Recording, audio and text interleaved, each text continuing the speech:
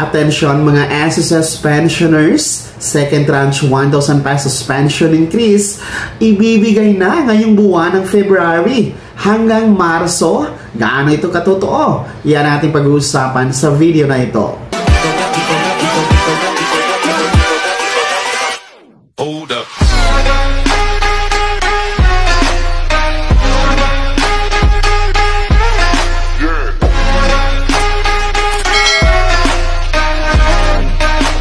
Hello mga ka-vlogs! Welcome dito sa aking YouTube channel. Magandang araw po sa lahat ng mga manonood. Saan po kayong dako sa mundo? Kumusta kayo mga ka-vlogs? Makinig ha mga SSS pensioners dahil aalamin natin kung gaano nga ba katotoo na itong second tranche 1,000 pesos pension increase ibibigay na daw ngayong buwan ng Febrero hanggang Marso. Yan ang ating pag-uusapan mamaya-maya. Pero bago ang lahat, kung bago ka pa lang dito sa aking YouTube channel o di kaya hindi ka pa nakasubscribe, i-click nyo muna ang ating subscribe button na nasa baba. Huwag nyo kalimutan na pindutin ang notification bell. Ilagay nyo po sa all para naman updated ka sa lahat ng mga videos na aking i-upload. So babalik tayo mga ka-vlogs, no? Lalong-lalo pa makinig mga pensionado na SSS. Sapagkat meron pong nagsasabi na di umano itong second tranche 1,000 pesos pension increase ay ibibigay na daw, no?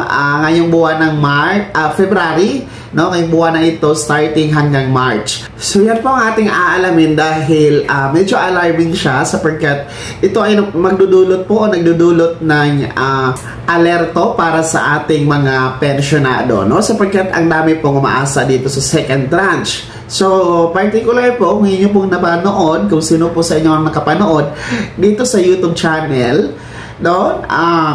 Itong nasa screen nyo po na merong Pinoy Bulletin na channel po na kung inyo pong papanoorin yan ay direktang sinasabi ng naturang channel na di umano, no? Ibibigay na ang second tranche, 1,000 piso pension increase, no, simula ngayong buwan ng February hanggang Marso, no? At nagbigay na daw ng direktiba ang ating bagong SSS President na si Mr. Joseph Declaro na ibigay na daw ito. So actually napanood ko siya the whole time po, no, sa video na yan, at talagang diretsahang sinasabi na ibibigay na di umano simula ngayong February hanggang March ang second tranche.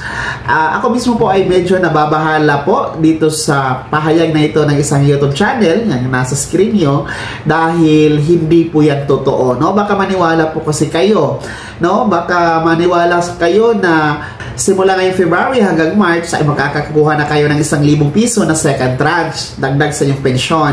So lahat ng yan ay wala pong katotohanan.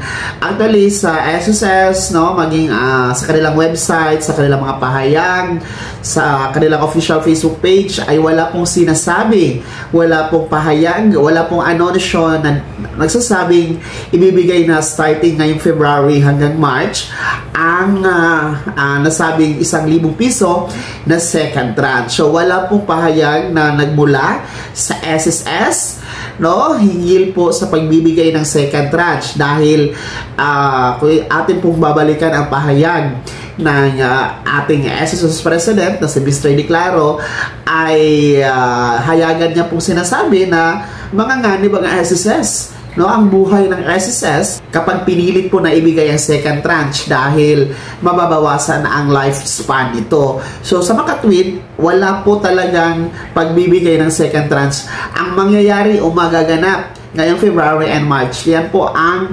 maliwanag, no? Dahil kung ibibigay naman po yan, ilalathala naman po yan sa mga pahayagan, sa website na SSS, maging sa Facebook page ni SSS, i-a-anunsyo yan. So as of now, no, ay mag-antay tayo sa updates regarding the second tranche, no, kung ano po ang status nito. Pero sa ngayon, hindi pa ito nagiging prioridad ng SSS, hindi pa ito napag-uusapan. So manatili kayong nakatutok sa mga lehitimong nagbibigay ng impormasyon, no? Pwede kayong mag-monitor, mag-update sa official Facebook page ni SSS, no? Dahil dyan, nakikita nyo talaga lahat ng advisory, mga anunsyo na magaganap po sa pagiging miyembro, pensionado at beneficiaryo sa SSS. SSS. Maging dito sa ating YouTube channel mga ka-vlogs ay tayo po ay nagbibigay ng tamang impormasyon, tamang balita regarding sa inyo mga pensyonado, no? Atin po yung inahihatid sa inyo ang mga lehitimong anunsyo, no? Wala po tayong fake news dito. Kaya kung nakapanood kayo ng naturang channel o iba pang mga channel dito sa YouTube channel na di umano ibibigay na ang second tranche 1,000 pesos pension increase, mas mabuti pong i-turn off notification nyo na lang, no? Huwag nyo na lang panoorin yan para hindi kayo magkaroon ng pag-alinlangan, no? Baka mag-iisip-isip kayo na baka ito ay totoo, hindi naman pala. So ayaw natin pong aasa po kayo mga pensyonado sa wala. So ulitin ko, yung nasa screen nyo na YouTube channel ay hindi po nagbibigay ng tamang impormasyon hinggil sa second tranche. Fake news po ang sinasabi niyang di umano starting ngayong buwan ng February at magtatapos ngayong March ay ibibigay ang second tranche. Hindi po yan totoo. Wala po yan katotohanan mga ka-vlogs. Fake news po yan. So ulitin ko, ang second tranche hindi pa maibibigay, hindi pa ibibigay sapagkat unang-una walang pondo. Sa pangalawa, hindi talaga ito nakakabuti di umano sa SSS na ibigay ang nasabing second tranche dahil mababawasan ang buhay nito, no? Sa makatwid, ito ang contribution increase na effective noong January 1, yung second tranche na rate hike contribution increase, no? Ay ginawa yun para po madagdagan ang buhay ng SSS, no? Instead of 2032 magiging 2052, no? Di umano ang magiging buhay ng SSS. So, ayon po yan sa pahayag ng ating SSS President na si Mr. Joseph Diclaro. Narito, panoorin muna natin. During the last administration, nagbigay ng increase ng 1,000 pesos the former president. And ang impact nito sa fund life ng SSS, biglang naging up to 2032 na lang at that stage. So, 14 years na lang ho ang buhay ng fund life ng SSS. I'm happy to report that as of the moment, we have already doubled the fund life. It's now 28 years up to 2053. But then, actuarial ho kasi ito eh. Ang ideal, kung tatanungin nyo, kasama ko dito ang aming chief actuary, si Senior Vice President Ed Cruz, 68 years ho sa actuarial science ang ideal for a pension fund. And the reason why meron tayong tinatawag na fund life is because defined ho ang benefit ng SSS. And that is something that we will be working on this year, about studies on how to convert from being purely defined benefit to a variable benefit na. Ano hong impact nito? Sa ngayon ho, there is no way for us to increase the pension of our 3.6 million members because naka-defined benefit to eh. And ang katumbas ho nitong fund life ng SSS would be the unfunded liability, which the way it's calculated sa actuarial science is 68 years. Kaya in the trillions ho ito. So ayan mga ka-vlogs, no, mga pensyonado, malinaw pong sinabi ng ating SSS President na hindi talaga mangyayari pa ang second tranche. Walang katotohanan yan. So sana'y naging malinaw yan sa inyo para hindi kayo po mabiktima ng mga maling impormasyon.